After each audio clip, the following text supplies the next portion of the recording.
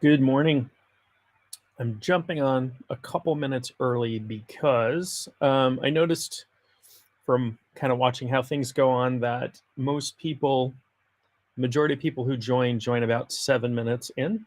So that tells me that people are probably takes a few minutes for people to join, but also the streaming software I'm using may not, may take time to connect and announce that I'm online and all of these things. So, um, good morning. Oh, that was joined really quick. Oh, I'm glad you found that useful. Yeah. In fact, I think all of our triggers are incredibly useful teachers. So I'm glad that you found that helpful. Um, One recommendation, and I got this from a teacher. Um, I was studying some specific topics in shamanism with this teacher one time, not my main teacher, but a different teacher. And uh, she had us keep a trigger journal for a month. And every time you get triggered, you write it down, and you write down, the date and time, what happened, and your response to it. And that's it. And then you keep that for a month. And then it starts to bring up, um, it starts to make aspects of your shadow really conscious, which is how we integrate with them. Bringing stuff into the light. And I don't mean that from a sort of new age spiritual perspective, from a very real psycho spiritual perspective, bringing our shadow aspects out and looking at them and realizing that they're wise teachers, um, that uh, we can grow and learn and integrate more with that. So I'm glad that you found that very useful. I appreciate the comment on that. Yeah, right. It's empowering, and that's really incredibly important for me. um in shamanism, we're always looking for power, not power from a political perspective, like power over people, but we're looking to empower ourselves and to empower others. And so, yeah, approaching things from that perspective is very empowering.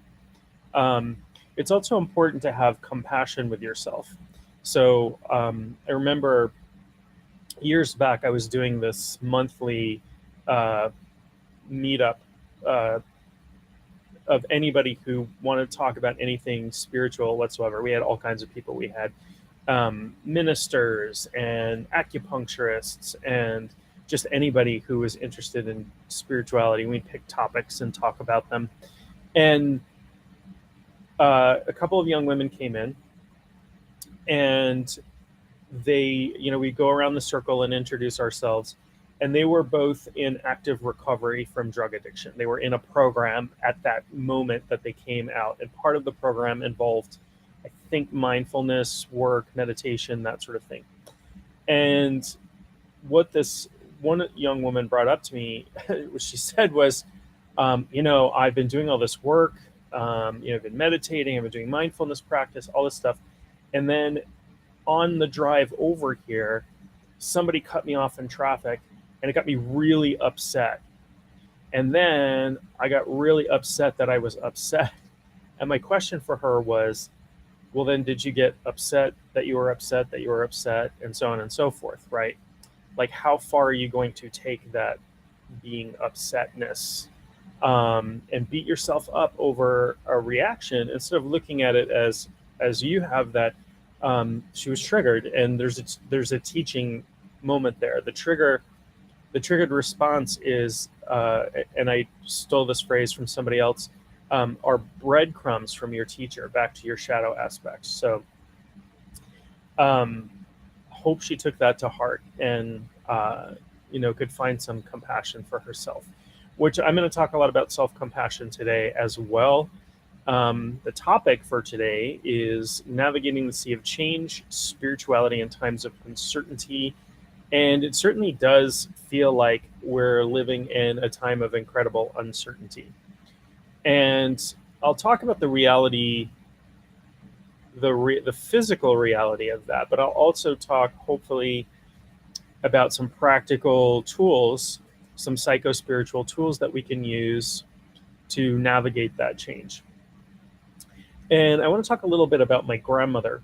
My grandmother passed away in February. Now, you may be thinking to yourself, here's this 51-year-old dude telling me that his grandmother just passed away. Yeah, she was 106. She was a 106-year-old woman. And I cannot fathom, I mean, the amount of change in the world that I've seen in my lifetime is significant, but I cannot, as things accelerate technologically, etc., I cannot fathom the amount of change that she has seen in her life. And she was a school teacher and loved to talk about the way things were when she was growing up in the past. And, um, very interesting. Good morning.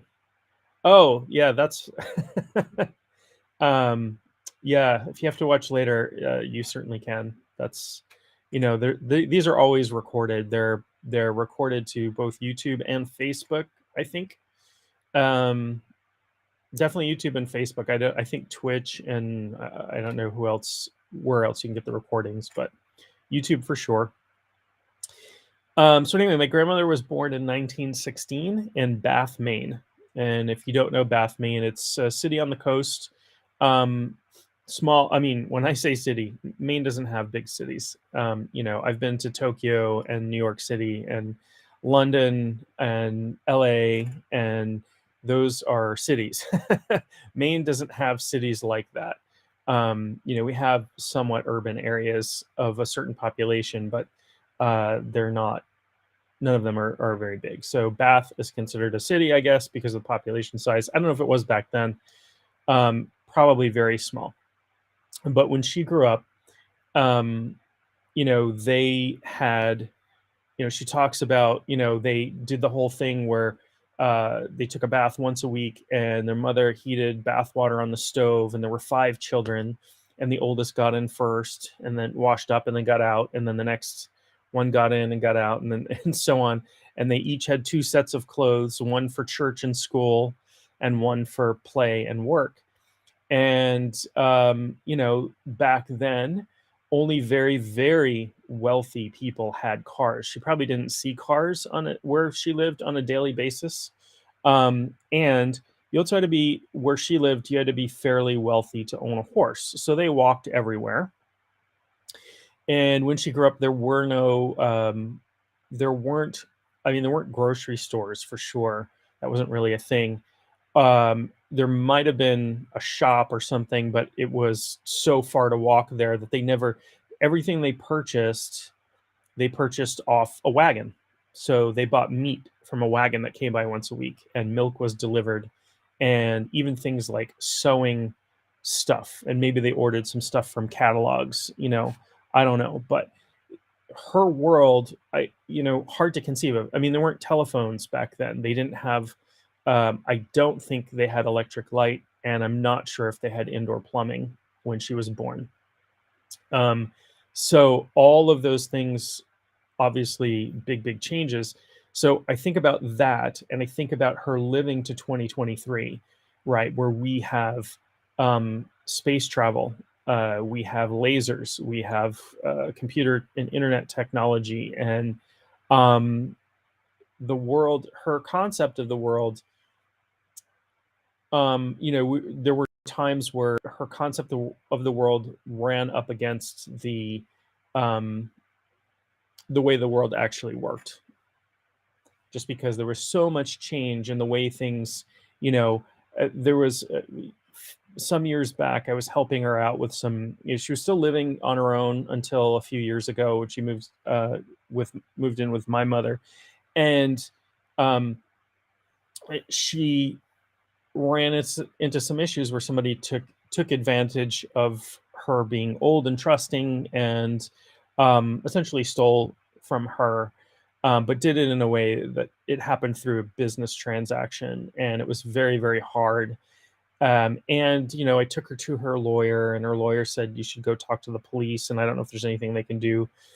And I talked to the police, and I brought her to the police station. We talked to the police, and there was really nothing they could do. And she's like, "Well, I just want to ruin this guy's reputation." And I'm like, "Reputation? I mean, the guy's gonna, nobody, like, we don't live in that small an area that this person, like, you can ruin somebody's reputation and he'll have a hard time doing business again. It doesn't, I'm sure it worked that way in the 20s, in the 30s, and that sort of thing. But um her idea was, I just, I don't want him to rip off other people. But I'll say that all through this tumultuous change, she really maintained her center.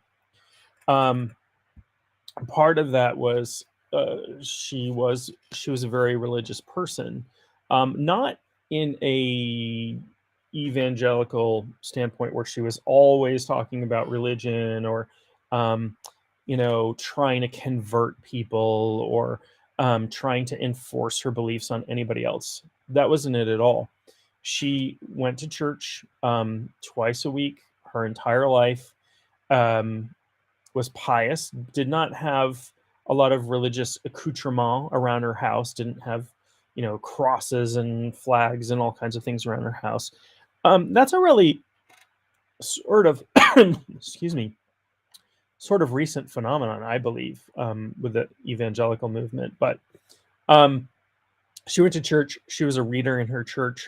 She went to a church that doesn't have paid clergy, and so they would elect or volunteer or whatever to be the reader, who is the person who conducted the service. And she did that for many years, very active in her church, and that really was her center.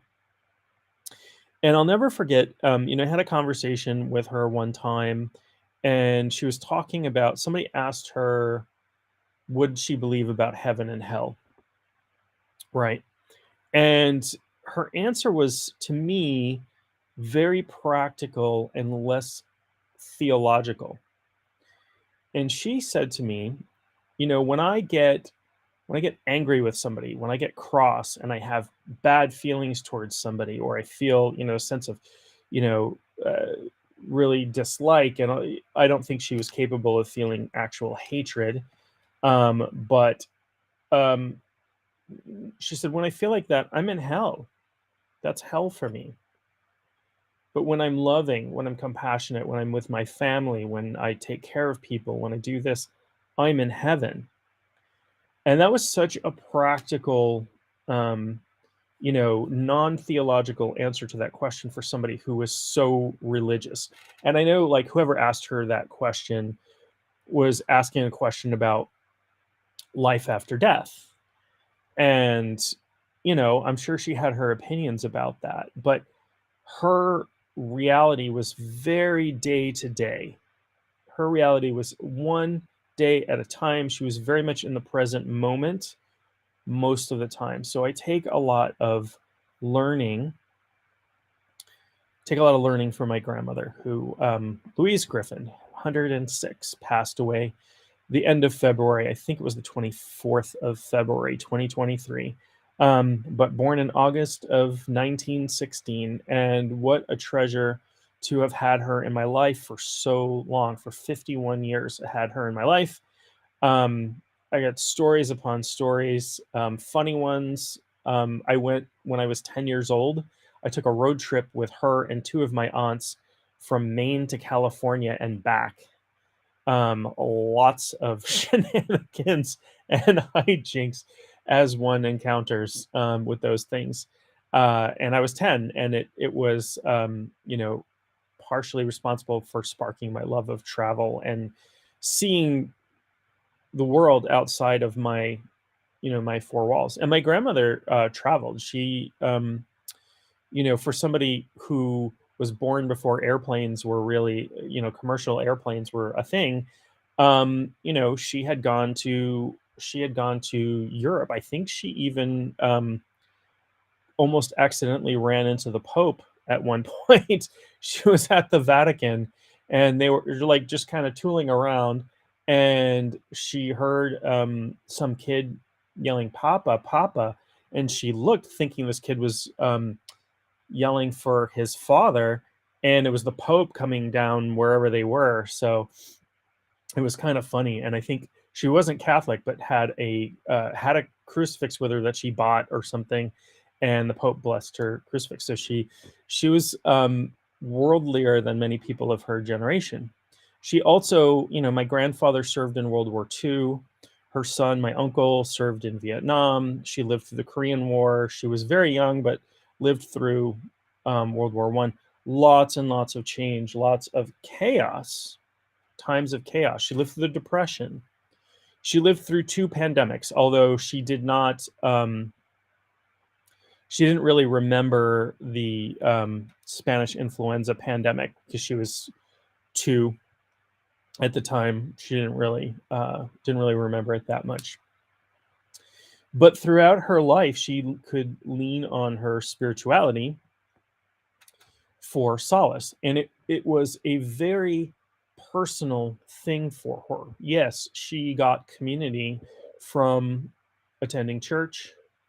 When she was too infirm to attend church, she would my mom would set her up with a computer, and she would go to attend services over Zoom or whatever they were using to broadcast services. But she would do church, and she got community and strength from that. But she also had personal. She was definitely her own woman, and definitely had personal solace. So it's kind of funny. So I met my girlfriend during the pandemic, 2020, and uh, she wound up knowing my grandmother. She had lived 2 or 3 doors down from my grandmother, and thought my grandmother had passed because she was so old, but she had moved down to out of state to live with my mother as she was getting older. She's like, "Oh my gosh, she's still alive!" And she was talking about she used to partially heat her home with a wood stove, and she would in her 90s be carrying wood up and down stairs from her basement. And my girlfriend would tell her, she's like, "Louise, don't you have somebody who can do that for you?" She's like, "Well, I have a son, but I can't rely on him, and I don't know who's going to do it for me, and I'm perfectly capable." So but reminded me of my great grandmother, who lived into her 90s, and was a week or 2 before her death, was helping my grandfather build a rock wall. So sturdy folk. um but I definitely want to talk about I definitely want to talk about the times we're in now, and how it can seem like chaos. And I want to give some practical spiritual tools, hopefully, to help through that a little bit. I'm not all wise, all knowing, anything like that. I'm not presenting myself as that. But when I find things that work, that I've used, whether I've gotten them from other people or developed tools for myself, I do like to share those things. So I'm happy to do that. And I always, when I can, like to give practical stuff here. So one would think there is, well, so we live in an age, we live in the information age, I guess. And one of the ways that people make money, corporations and people make money, is by gathering eyeballs, right? When we use social media, or you watch TV or listen to the radio and there are commercials on, you are the product. You are the thing that is being sold, right, to advertisers. So there's a lot of money in gaining eyeballs and getting viewers and getting listeners and that sort of thing, right? TV, uh, we the situation is different than it was when I was growing up, but TV was big on ratings, right? You would have a TV show with like 30 million viewers would watch the last episode of some show that had been popular, or that sort of thing. Now we have all these streaming services, and those change the script a little bit, where we pay for those. And I think cable TV was the sort of the first foray into, well, I'm going to pay for media. I guess movies might have been that, but I'm going to pay for media, and I don't want to see ads. You should be, taking my money. And then now we have all these streaming services, but there's still commercial TV and there's still social media, and even Google search is paid for through advertising, all of these things. And a lot of these things are run by algorithms, particularly online, social media, and that sort of thing. And psychologically, in news organizations and all these things, psychologically, they know and they have found that they can get higher ratings through things that are controversial or that stir up emotions or that create seeming disparities, polarization. We have a tremendous amount of polarization in the United States right now, or at least seemingly so, right? At least that's what it looks like when we watch the news or look at social media or whatever. And our perceptions through these agents are being manipulated, not necessarily in any sort of there's not a conspiracy theory about this. It's, we know, like, there are these algorithms that are designed to get you hooked into news and social media and all of these things. And so, there's a lot of controversy about these things these days. But there was a study done years and years ago, really before social media, that people who watched the news, so that would be like local news, overestimated the rate of crime, particularly violent crime, in the area in which they lived. And people who didn't watch the news had a more accurate idea about the rate of violent crime where they lived. Why is that so? Well, there's something called,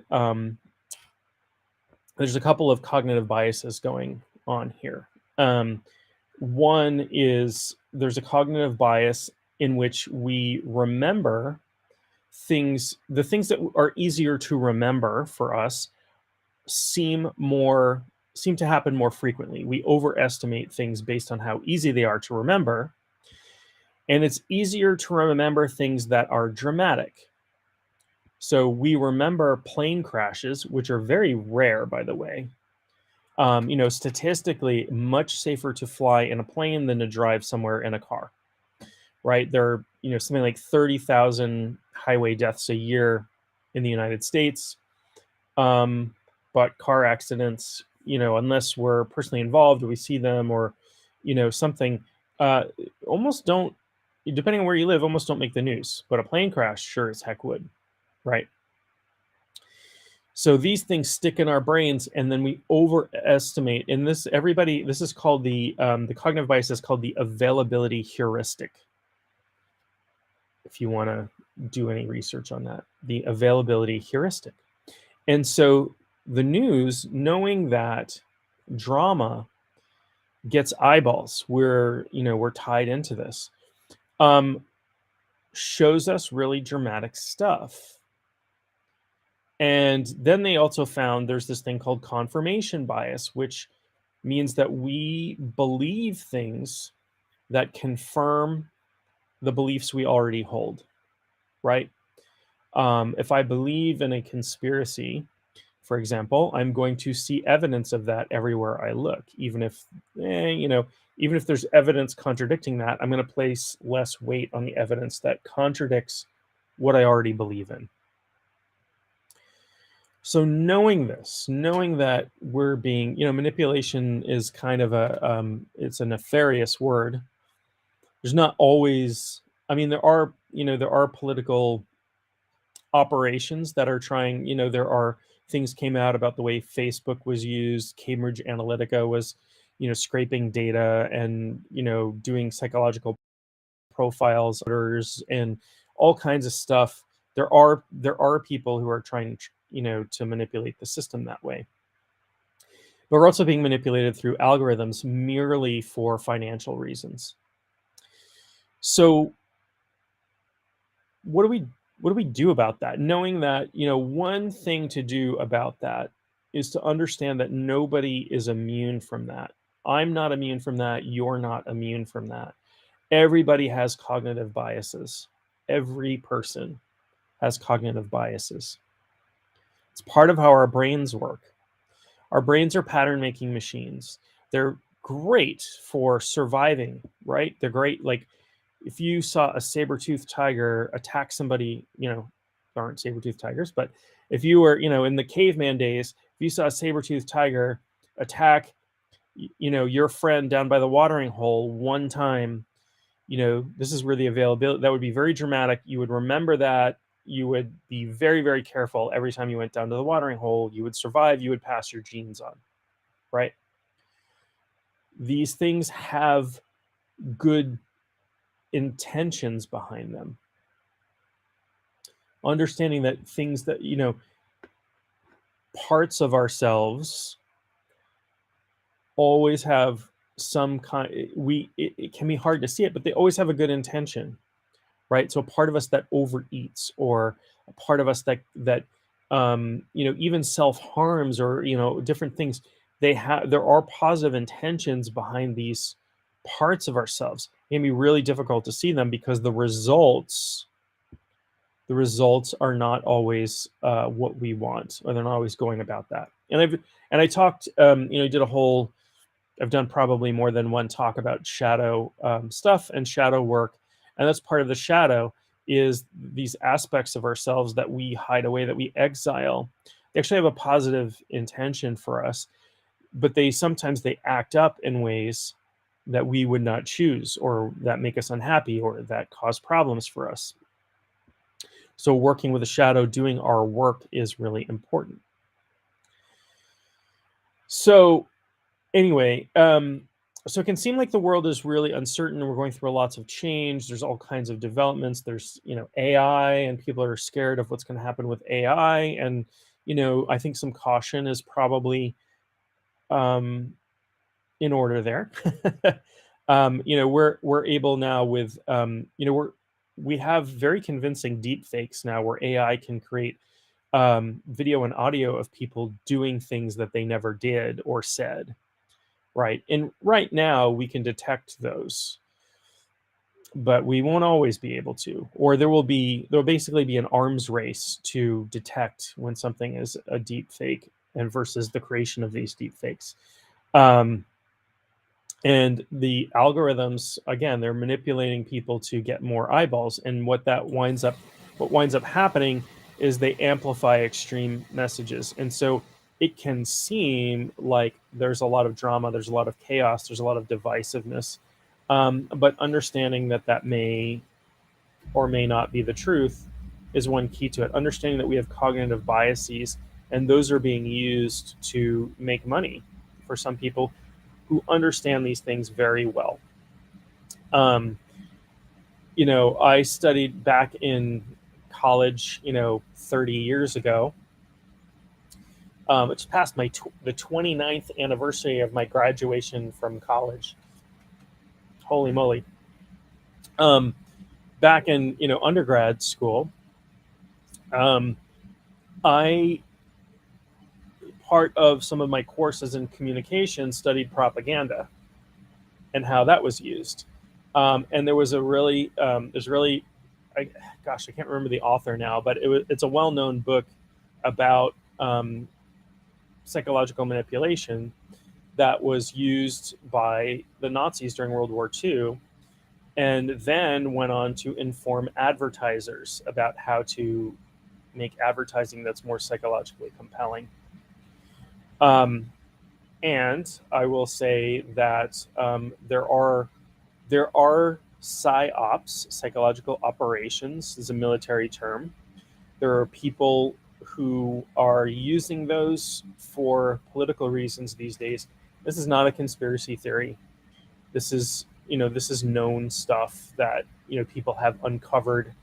I won't get into it. I'm not going to get into politics, but people have uncovered the activities of some of these individuals who are getting together to try to manipulate people by going in, doing some technological work in social medias and chat rooms and all of these things, and finding, and some of these people are were or are fairly high up. Probably were fairly high up. I don't know that anybody is actively doing this in the government now, but some of these people would be known to people who follow politics in the U.S. But I don't want to get into that too much. So one of the first steps is to understand that we have psychological biases. We have a whole slew of cognitive biases. And one of the ways that we view the world is through those cognitive biases. What do we do about our cognitive biases? What do we do about that? Well, there's a few things. One is, I think it's a really good idea to take regular breaks from news and social media. I was, for a very long time, a news junkie. I would get up in the morning, put the national news on, watch while I was getting ready. Throughout the day, I'd be checking websites, national news websites. Even I live in the U.S. I was checking like BBC News. I was checking, Reuters and the AP, and then at night before bed I'd watch the news. Bad idea. So I was a real news junkie, and it would like stuff would drive me crazy, right? And I was definitely hooked in, and then I'm like, you know what? I'm gonna turn this off for a while. I'm gonna go on a hiatus. I'm gonna go on a news fast, and I did that, and I found that it was really healthy for me psychologically. Not only that, but the world kept going on. The world kept existing. My watching the news wasn't keeping the world afloat. And I'm not saying you have to be an uninformed person.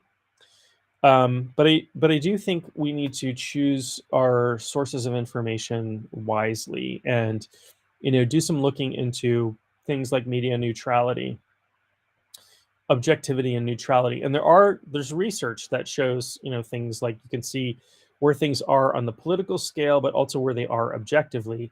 And you can see that the most popular news outlets the majority is commentary, not news. So it's mostly opinion and politically polarized. Because that's the algorithm. That's the thing that gets eyeballs. That's the thing that sucks us in. So that's one thing. We can recognize we have cognitive biases, understand that those are being manipulated to make money. Yeah, I'm gonna put that up. It can be challenging to find a healthy balance of what news to consume. Yeah, absolutely.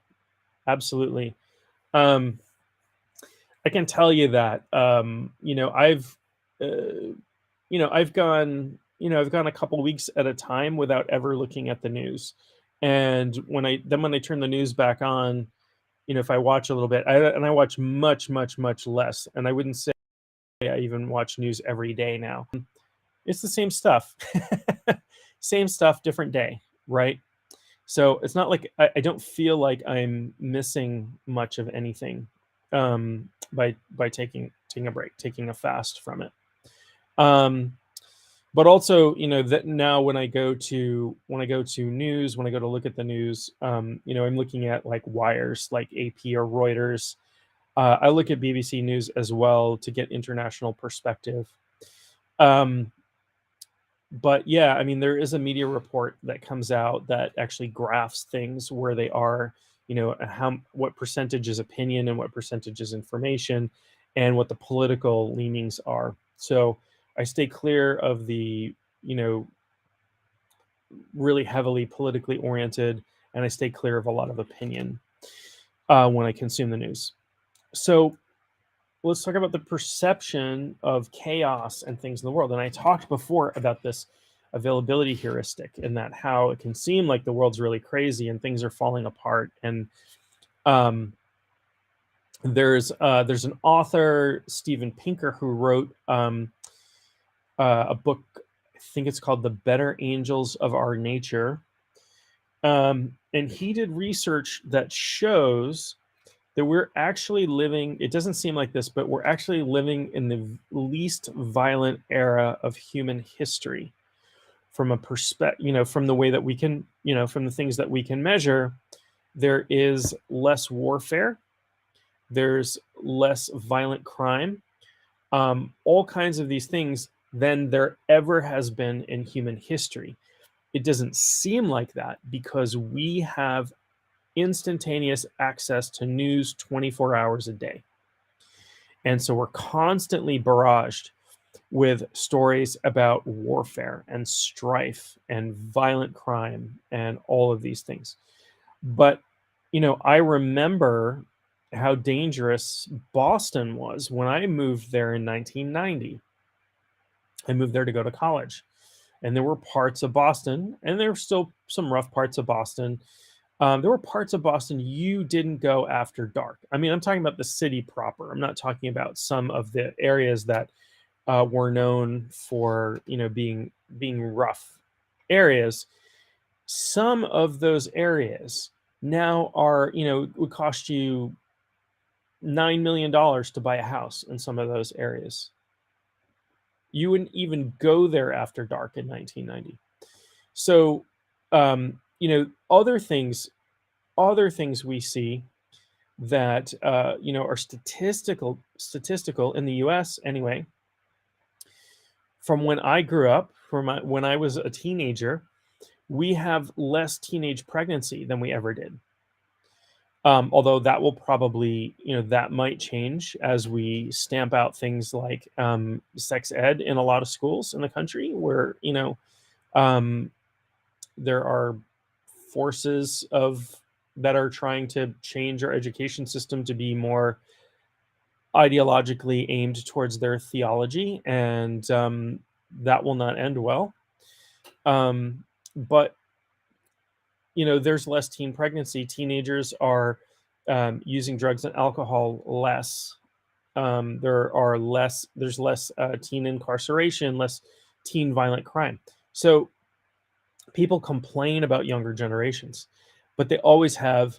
And even Socrates wrote about the youth of his day being disrespectful and problematic and all this stuff. And there's even stories about I don't know if this is true, but there's stories about writings even older than that, like stuff in cuneiform talking about how awful teenagers were. Every generation complains about the next generation. Every single one. Your parents, your grandparents complained about your parents' generation. Your parents' generation complained about your generation. So when I see my kids' generation and I see movements towards tolerance and movements away from, there's still some risky teenage activity. But these kids are worldlier and they are compassionate and they are, they're involved and they're smart and they have access to the same information we have. So I actually think things are, there will always be problems in the world that, we can address and fix, but I think things are getting better, not worse. And hopefully that course will maintain. But I do, I'm biased towards my children, of course, but they're compassionate, wonderful, thoughtful kids. And I see lots of other kids that are like that as well in their age group. And hopefully they'll raise their kids to be that way. Now, I was raised in an abusive household with an alcoholic father, and that pushed me towards my spirituality later in life, much later in life. But when my brother and I came of age, both independently, we said that abuse stops with us. We're ending that. We're not going to do that anymore. We're not going to pass that trauma on to our children.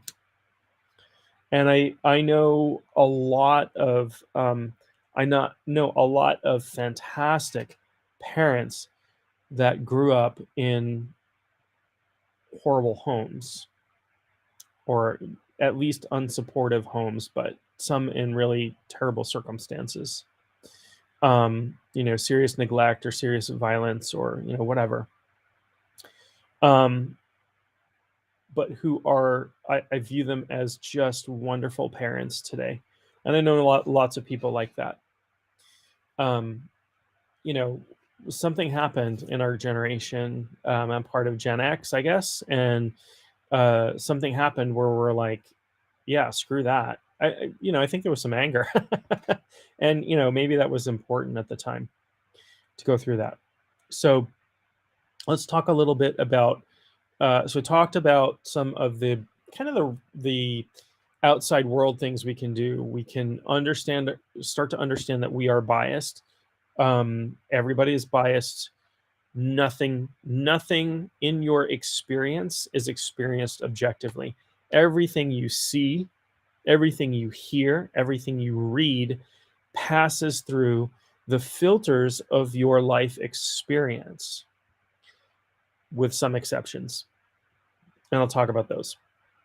But even those, we're going to place a lot of filters on. So, let me get into spirituality a little bit. And I want to be very careful. I like to give tips. I like to give practical advice, but I don't ever want to prescribe spirituality to anybody. Now, um, my form of spirituality is shamanism. That's what I practice. It's what I teach. I only teach people who are really interested and really cut out to learn. And you have to, uh, you can attend a class that I teach sometime, but students who mentor with me, which is primarily how I teach, like, we meet beforehand and make sure that we're a good fit, and shamanism is a good fit for the person. So I'm not proselytizing anything. So I'll talk really generally in terms about spirituality.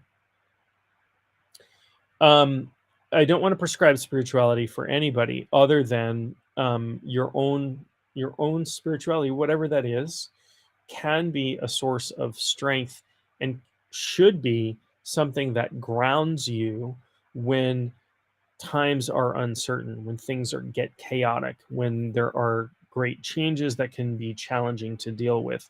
And this is why, if you watch the beginning of this, I talked a lot about my grandmother going through all of the changes that she saw in 106 years of life, and just staying really, really grounded. And that's what I see her spirituality doing for her. It gave her something to lean into. And that is one way that spirituality can serve you, whatever that is, whatever spirituality that is. Now, again, I'm not going to talk about any specific form of spirituality here, but you should understand if your spirituality is ungrounding you, if your spirituality is making you more anxious or making you feel hatred towards somebody else, particularly because they're of a different form of spirituality than you or whatever, at that point, it's become unhealthy. And it's time to give a deep think about that. That can happen in any form of spirituality. Again, I'm not saying like specific religions or specific forms of spirituality. Although there's certain forms of spirituality that consider everybody else less than, and I don't think that's healthy or appropriate or anything like that. But I won't call them out. I just, people have their individual stuff, but it should lend you strength. Some of the ways that we can get really, really grounded when we're feeling anxious about the future, there are some really great practices that are spiritual, that don't have to come with religious belief. And that includes mindfulness practices, mindfulness meditation. Mindfulness practices, to simplify, are just being in the present moment, right? Being here, being right now. When we start, we can really only get into anxiety when we're projecting into the future, right? When we're worried about what's going to happen, what's coming up. That's projection into the future. Yeah, there are times when we're scared in the present moment that are appropriate, right? If there's something, I hear a noise in the middle of the night and I have to go, explore it. A little bit of fear comes up because that keeps me on my toes in case there's actual danger. But the sense of stress that we carry around, the sense of anxiety that we carry around for amorphous things that can go wrong in the future, that's really unhealthy. I know this for a fact. Um I got really, really sick, really, really sick. Almost completely wore out my adrenal glands. My adrenals were burnt out to the point that there was almost permanent damage to them. I went through a bunch of testing years ago and wound up turning to shamanism as part of my recovery from all of that. And it helped me out tremendously. So spirituality can give you community. If you find a group of like-minded people that you can practice with or sit with, or you find a church or temple or mosque or whatever, that gives you something to, that gives you something, support and service and all of those things. There are some things to look out for. There are dangerously manipulative cults, for lack of a better term. I don't love the word cult, but I don't have a better word for it. Like, cult is just a religion that's new. And some people use different terms for that, like new forms of spirituality or whatever. But when I'm thinking of like these dangerous organizations that serve to take people's willpower away, and that wind up being abusive to people. We do have to look out for those. But mostly, we find our own spirituality, whatever that is. Some people do yoga or meditate. Some people practice shamanism. Some people are, pray or religious. Some people combine things. Some people are Wiccan. Some people are pagans in different varieties. And there are communities around these things that you can find, and that can be very supportive. So when I was first training in shamanism, I was doing so because I'd been diagnosed with PTSD. I was trying to heal from it, very, very sick, not just mentally, but physically sick at the time. And I would go train with my cohort. I was in an apprenticeship, and there were like 16 other people that I was training with. And I would sit in circle with them over a weekend or 3 days or however long. And sometimes it was residential, so we would stay together and spend a lot of time together, and it was really, really supportive. Everybody was really great. And I would come home. I was married at the time, and things might start to go downhill a little bit after that. And my wife at the time would say, "When are you going to go back and spend time with those people?" Because she knew that I would come back better. And the practice was important. The practice, daily spiritual practice, I'll talk about that in a second. Daily spiritual practice is really important. But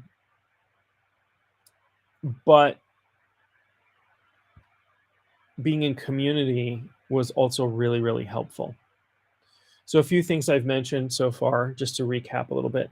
Mindfulness is one way to bring us into the present, and that calms things down significantly. There's tons of research on mindfulness, and you don't have to become a Buddhist or anything, unless you want to practice mindfulness. There is very much non-sectarian mindfulness training everywhere. You find all kinds of courses and YouTube videos and things to read online about mindfulness practices, and try them out and find the ones that work for you. And they are brilliant for things like depression, anxiety, navigating stress. Very healthy for the body. The mind, the body, and the spirit are not separate things. They're all interconnected on a continuum. And you can't really separate them until the body dies. The body dies, if you believe this. I believe this. I've witnessed this. That's when things get kind of separated out. But until then, this is all kind of one big continuum, and everything affects everything. So I can do things to my body that will affect my mind. I can do things to my body that will affect my mind, that will affect my spirit. I do things spiritually that will affect my mind and my body. I'm a living example of that. Doing my spiritual work helped me heal. I was very, very sick. I'm pretty sure I almost didn't make it. We'll put it that way. So, community, becoming mindful. I mentioned what I call DSP, daily spiritual practice. And I think I should give my definition of spiritual here. What is spiritual? What is spirituality? What is spiritual activity? I have a really broad sense of what that word means. For me, spirituality is anything that helps us feel, become, experience our connection to something greater than ourselves. Okay. So for some people, that can be spending time in nature, can feel very connected to nature. Something I highly recommend. It is so healthy. I have a friend who is I forget exactly what they call it, but essentially a nature guide, but it's a spiritual thing. Take you out into the wilderness to be in nature, and it is healing. In fact, physically, there are chemicals given off by pine trees that enhance our immune system. When you smell pine trees, that enhance our immune system. It's pretty amazing when we think about it. But we have a symbiotic relationship, just like our connection, mind, body, spirit. We think of ourselves as individuals, but we're intimately connected with the world. We're intimately connected with nature. Spending time in nature is that reconnection. So anything that makes us feel connected to something greater than ourselves, I think is spiritual activity. And so that includes people who don't consider themselves spiritual. You can be completely materialist, atheists, whatever, and become connected to nature or become connected to your community and feel that you are a part of something greater than yourself. And that is healthy. Mind, body, and spirit. That is healthy. So DSP, daily spiritual practice. This is something that is really important to me, something that I recommend to people who study with me or people who tune into YouTube talks with me. And that is just having something spiritual, again, that connects you to something greater than yourself, that you do on a daily basis. Think of it like brushing your spiritual teeth, right? And I hope that you're brushing your teeth every day. Should be twice a day. And floss. Trust me, my significant other is a dental hygienist.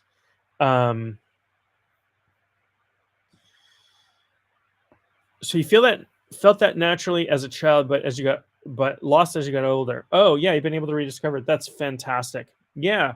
So our adult lives can pull us sometimes because there's so much stuff pulling on our attention that we're living at this fast pace all the time, and nature invites us to slow down. It invites us to slow down and just become observant. And I remember doing practices years ago, and my shamanic teacher had me do something similar to this as well. But and I'll talk about that in a second because it's a pretty cool practice. But I remember doing practices years ago as part of some training I was doing, where you would just go sit in nature. Just sit. So there are people who do vision quests. There are practices from Scandinavia called I'm going to mispronounce this for sure, utaseta or utasetting, which is sitting outside, and people would do this at night in the winter. Just sit and be. Just be with nature and everything. Or, at first, if you're used to like fast paced information in the world and the pace of the internet and media and all of these things, can drive your mind a little crazy, or you can get into boredom. But if you push past that at about somewhere between the 20 and 40-minute mark, your monkey mind will give up and will start to calm down, and you'll enter into, you could call it an altered state, but it's actually your natural state. We're living, most of us, in an altered state all day. We're not meant to be at this high level of attention all day, every day. So, Scandinavian people have their babies nap outside. Yeah. And they, swim in ice water and do all kinds of stuff and are incredibly healthy people generally. So, there's all kinds of, there are Scandinavian. Oh, you've been learning Norwegian. That's really, really cool. I would like to learn Swedish actually.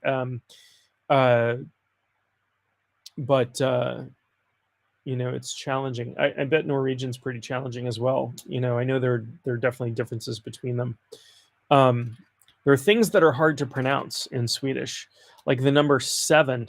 The number 7 is really hard to pronounce in Swedish for me, not for Swedish speakers, obviously, but there are sounds that my mouth has a hard time making. So I studied Scandinavian folk magic for a little while, and there are lots of interesting practices from that. And it's very folk magic. Most folk magic has a nature-based component to it. So even like U.S. folk magic, hoodoo, which does come out of the African American community. Not voodoo is another thing. Voodoo is like a religion.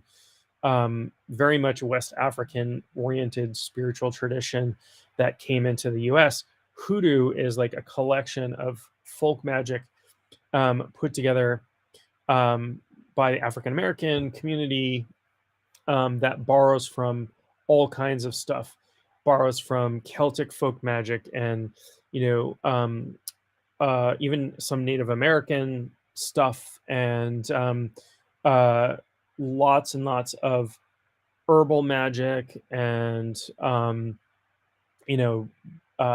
doing stuff at crossroads and all kinds of stuff. If you listen to a lot of old blues music, and you know what you're listening for, there is a lot of folk magic references. The word mojo comes from the mojo bag, which was a bag usually of herbs and other things that were, magical charms. So, when you hear the word mojo, which has been used for all kinds of things now in, Austin Powers is mojo and all this stuff, that's what that comes from. And, we say bad juju. That's bad juju. I don't know if other people say that, but that's something I heard growing up. That's bad juju, bad magic. Comes from that folk magic tradition. So a lot of old blues music, particularly from like the era of the 20s and 30s, which I love. I love going back and listening to that stuff and going, oh yeah. That's what they're talking about. Putting something in my shoe and doing this and doing that are these folk magic traditions. But anyway, there's a lot of using what's around you from the natural world, of course, because that's the thing with folk magic. So when I was studying Scandinavian folk magic, the teacher was saying, like, look, Scandinavian people hundreds and hundreds of years ago didn't have they weren't a wealthy people. They didn't have all these, the normal regular people weren't these wealthy people. They didn't have all these accoutrements, and the growing season was very short. So they made do with what they had, which is true for everybody. But they had, very sparse. Oh, that's interesting. You're studying with Gershon Winkler. I don't know Gershon Winkler on shamanic within Judaism. Yeah, the Jewish folk magic exists, saying Hebrew and Kabbalah. Yeah, that's really fascinating. I would love to learn more about that. I'm so interested in shamanic practice in every culture where it exists. And I was reading something about a cave in Israel. I think it's Kesem, Qesm. It's called that because it's outside the city of Kesem. Kesem Cave, which is an archaeological dig, and they're digging layers and layers and layers and layers. And a layer that dates to 300,000 years ago. So perhaps left by people who we wouldn't consider anatomically modern humans. They found evidence of shamanic practice there. And I'm not an archaeologist, anthropologist, so I can't speak too much to the evidence, but I know that was the academic stuff that I was reading about it. So fascinating stuff. I'd love to learn more about. Kabbalah fascinates me, and there,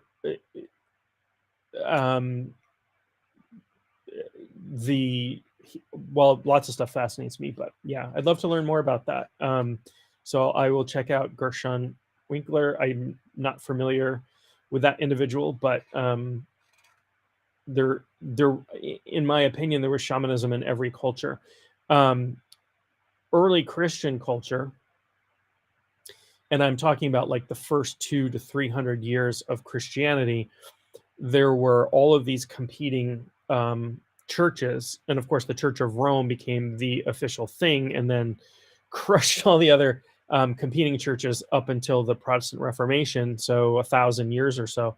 But there were, the people that we considered the Gnostics, and they had a state they called gnosis, which is where we get that word, which to me sounds a whole lot. We don't know a lot about what they actually practice and believed, but it sounds a lot like a shamanic state to me. It sounds like they were going into a state where they could communicate with higher power and that sort of thing. Oh, you're just reading a book about Jewish shamanism. Gosh, I'm going to have to do some research now.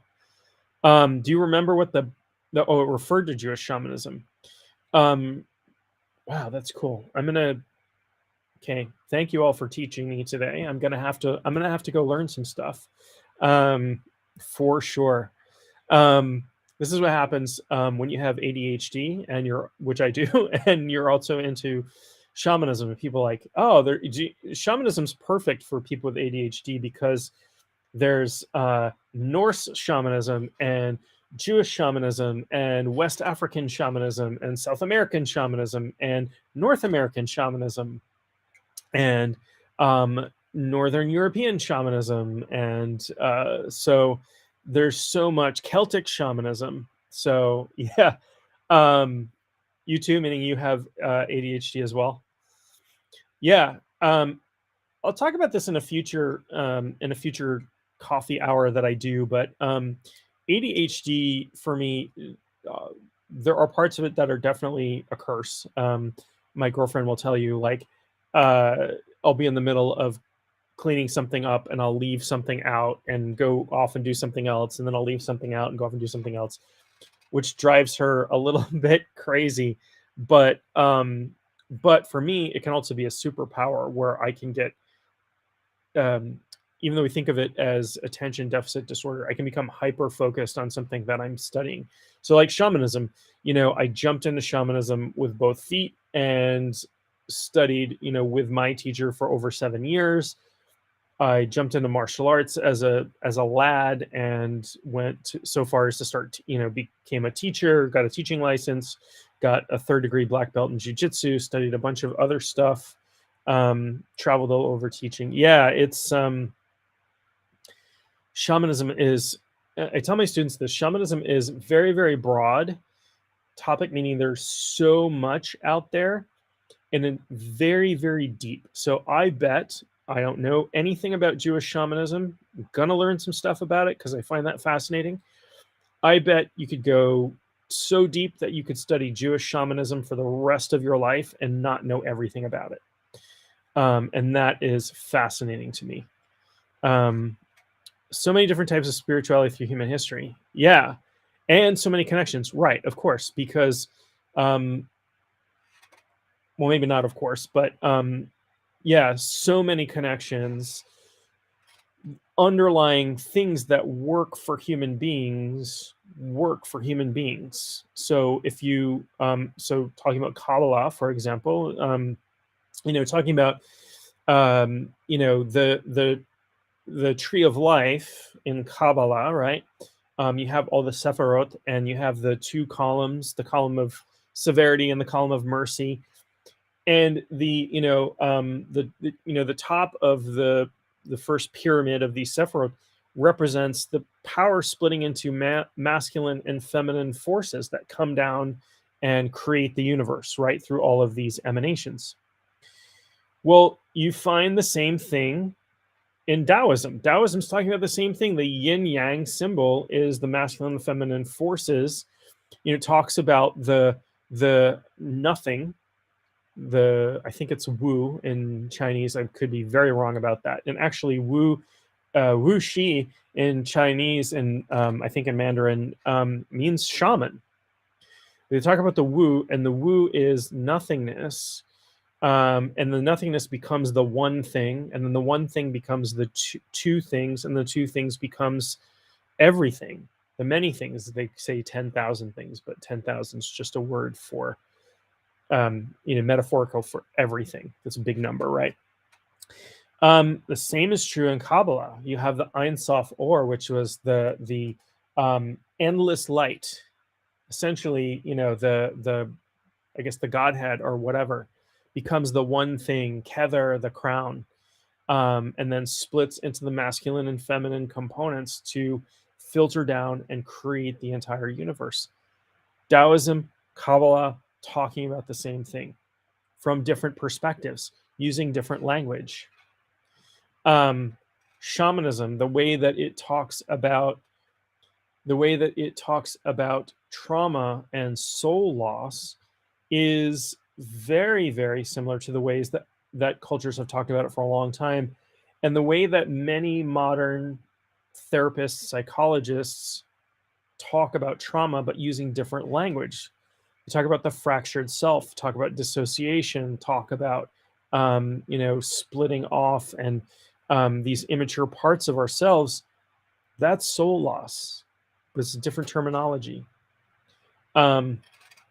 I have a student now who is a trauma therapist, and I have, I've had people study with me who are from all walks of life. I'm always encouraged when I've had other therapists as students, but I have a student now who's very specifically a trauma therapist.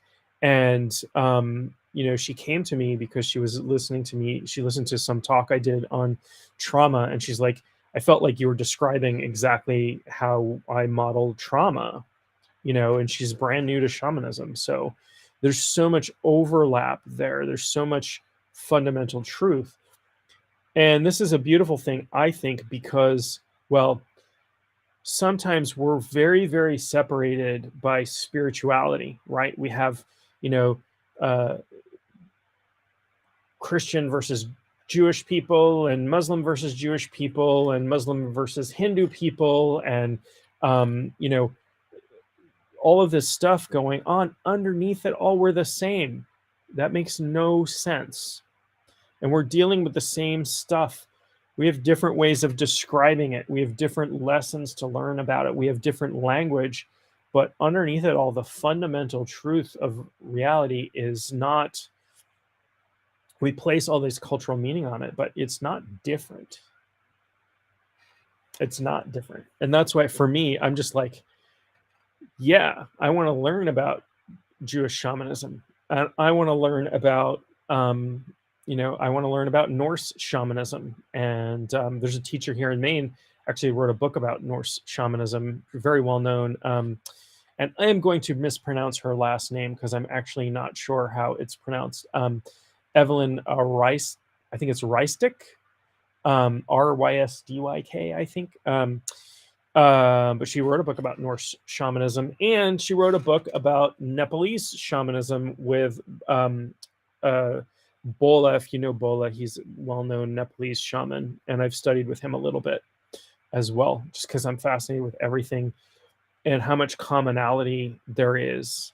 And so, just briefly, I'm gonna go soon because I've been talking for more than an hour. But every form of spirituality, Christianity, Judaism, Islam, Hinduism, Zoroastrianism, anything out there from a spiritual perspective has both an exoteric and esoteric perspective, meaning there are teachings that are exoteric, outer teachings that everyone can access, and then there are esoteric teachings that are inner teachings that are usually only taught to the initiated, right? And the same is true for many forms of shamanism. I did 2 years of initiatory training, and I am not qualified to teach or give some of the initiations that I went through. Like, my teacher is like, I am not teaching you to do. She's like, I'm not teaching anybody. She's done teaching. She retired. I'm not teaching anybody to give these initiations. So I don't do them. But I went through them, and they were incredibly powerful initiations. I experienced things that when I talk about them seem very unreal. I was not on psychedelics, and in fact, not even journeying when I experienced some of these things. So very, very, they called them miraculous. We're going to work on miracles today. I would say, that's fine. That's a perfectly good word.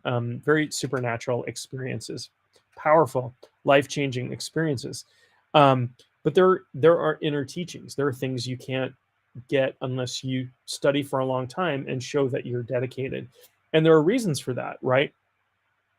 Some of these things can't be understood until you've gone through certain teachings. Some spiritual practices, not all spiritual practices are completely safe. And so you don't have the mechanisms for dealing with them. Some people have rapid Kundalini awakenings, for example, and wind up in a mental hospital, or wind up burning out their nervous system, or wind up, I've heard stories of people dying. I don't know how true that is. So there's always esoteric, which is inner, exoteric, which is outer teachings, mysteries, right? The word mystery comes from the mystery schools of Greece, where, you went through, like, you went there, you were initiated over a period of time. You left, you would come back and go through a second initiation, and then you were considered part of the inner sanctum of that mystery. And there were all kinds of mysteries, right? The most famous one is the mystery school at Eleusis, which existed for, I think, over 1,000 years.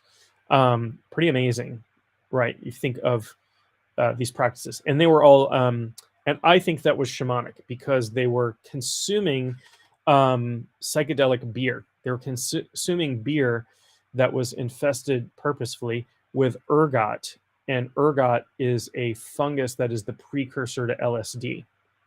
So chemists who make LSD, which is an artificial thing, they start with ergot, because it's such a complex chemical that it's made, I guess, by nature. As far as I know, I don't know a lot about making drugs, but these people, and tens of thousands of people, were going into this temple and going through this experience of communing with their gods after drinking this substance. So, and I'll talk about this in a future talk, but there was that, it was called Kaikon, right? In India, they had something called soma, and they don't now know what it was composed of, but probably psychedelic mushrooms in part. In Tibetan Buddhism, this is a little known thing, but there has been a book or a couple of books written about it. In Tibetan Buddhism, there is use of psychedelics. So when they are, going through these inner empowerments and, seeing these dakinis, these goddesses and these gods and things around them, they're seeing them. Oh, you've been there. Yeah, I bet. I bet it still holds energy there. Long, long history of spiritual practice. So, on my bucket list, I will get there someday. I'd also like to go, if I'm going to Turkey, I will go to Göbekli Tepe as well, which I'm betting still holds a whole lot of power. We've only dug, I don't know how much they've dug up of it, something like 5%, 10%. They may not uncover all of it. Because it's so huge. It's a ginormous ceremonial complex that's more than 10,000 years old. Crazy, way older than the pyramids, at least by conventional wisdom, conventional knowledge. Oh, cannabis and the Soma solution. Oh, that's really interesting. Yeah, so cannabis is used. Cannabis is used in Tibetan ritual, also widely used in India. I think it's primarily a drink there. I don't know. People may smoke it as well, but I think it's used in a drink. So cannabis widely used. Psychedelic mushrooms, both psilocybin and Amanita muscaria, used widely in shamanism. Used in Nepal, which Nepal and Tibetan Buddhism really blended shamanism, folk religion, and Buddhism and Hinduism together really seamlessly. So fascinating to study that stuff. But there is, I was listening to a podcast. I was listening to Jason Louve's podcast, Ultra Culture. And there was, he interviewed an author who wrote, I can't remember the name.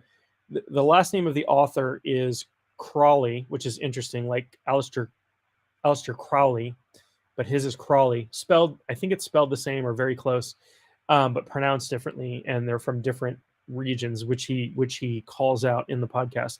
But he's a Buddhist, and he wrote a couple of books about psychedelic use in Buddhism, and he's comes from a Tibetan lineage, and he's a lama, and he writes about, he's like, yeah, and he was studying Buddhism in like the 60s and 70s in the UK, and was kind of a hippie, and they were doing LSD and all kinds of things.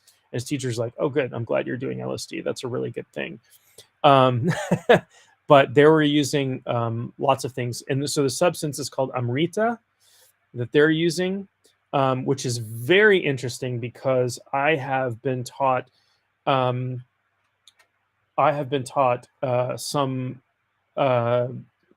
Nepalese practices, Buddhist practices that are, that involve mantras that have that word in it, amrita.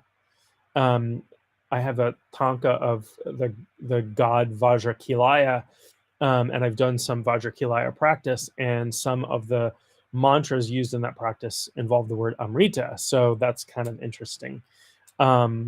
Interesting stuff. So I will check that out. But I learned so much when I come on here. So thank you all for doing that. I'm going to check out the. I'm going to go back and look at this person's name because I'll have to remember it. Gershon Winkler. I should remember that because I went to the same college, much younger than he is, but as Henry Winkler, and I've been watching. And I have friends who've worked for Henry Winkler. And if you remember Henry Winkler, as he played the Fonz, but he's also in the show Barry on HBO, which I think is a fantastic, a really great show. Very, very dark comedy. But he's in that. I think he's a brilliant actor. And my friends who have worked for him and known him say he's just a fantastic guy. So that's how I'm going to remember that in my brain. But Gershon, and maybe I'll write that down. Gershon Winkler. Write that down, and I'm going to write down the the book Cannabis and the Soma Revolution. Yeah, so the Soma Solution. Yeah, that there are they have I think they have pots that were used to consume soma, and I don't know that they've done a lot of testing on them so far to find out what they were. But they also have tests that were used to serve kaikon in Greece, and they scraped that out, and that's how they know that it was ergot infested beer. So they were tripping. And yeah, the use of psychedelic mushrooms, the use of peyote in Native American culture. There are churches that are allowed to collect and consume peyote in the U.S. legally because they're Native American churches, and the use of ayahuasca in South America. So I bet that's a fascinating read. And cannabis has been used all over the world for lots of things, but uh, very heavy use in India. There are festivals, there are cannabis festivals in India that go way back. Very powerful drink, and I don't know a whole lot about cannabis use, to be honest with you, but it's fascinating. And it in the state where I live, it is legal both medicinally and recreationally. So, and I do know a friend of my daughter's, their mom is an ethnobotanist who is actually breeding strains of cannabis for medical use, and there's a lot of science there. So anyway, I got off on many topics, as I often do, but I love that, and thank everybody for joining me today. Thank you for teaching me stuff that now I can go out and do some more research on, and the more I learn, the more I learn. So that's good. Oh, thank you. I appreciate that. Yeah, thank you for joining. I think you've been on all of them, or at least most of them. So I may try to, I forget. So I do these things in the morning because it's when I get up and I'm actually having coffee, but I do these things, and I don't have clients or students this early in the morning. But I posted this event. I posted this on Facebook when I do these. And a friend of mine who lives in San Francisco is like, um, you know, that's 4:30 in the morning. And I'm like, oh, I'm sorry. So I may try to do some live streams. It probably won't be drinking coffee later in the afternoon. Who knows? But I may try to do some at different times. That might work for different people. I'll probably continue to do these as well. But I love doing these, and I look forward to chatting with you all. Thank you for everyone for joining me today. Thank you for teaching me a bunch of stuff. I think you can learn from everybody. You have a beautiful day as well. Oh, your dog got you up early. Yeah, I have a cat that our dog passed away not that long ago, but my cat loves 4 a.m. My cat, that's his witching hour. So we try to remember to shut the door to the bedroom before going to bed at night. And if we don't, he comes in at 4 a.m. and it's like, hey, what y'all doing? Let's get up and play. But you all have a great day. I love all of you. We'll talk to you very, very soon.